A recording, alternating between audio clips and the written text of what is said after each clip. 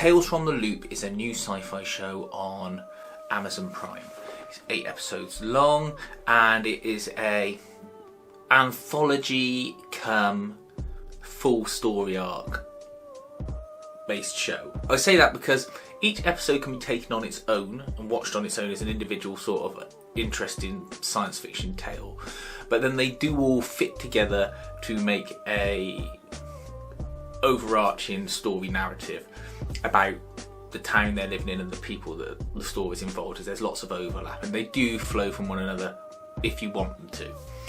I would suggest watching them in order, and I suggest watching them a couple at a time. It's very, very well made. It's incredibly well written. It never feels like it's trying too hard with anything. It never pushes anything at you. It never tries to go too fast or advance anything.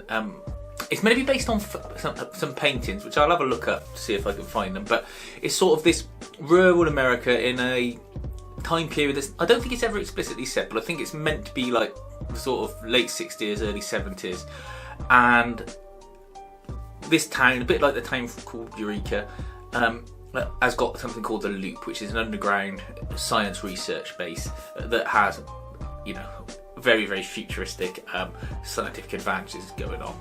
And the people there are all work at the Loop and are all sort of some way affected by this. The reason I know it's set in somewhere time in the past is because in the last episode you can see that they're clearly jumped forward in time about 20-30 years, and they are in our time frame. But it doesn't really matter.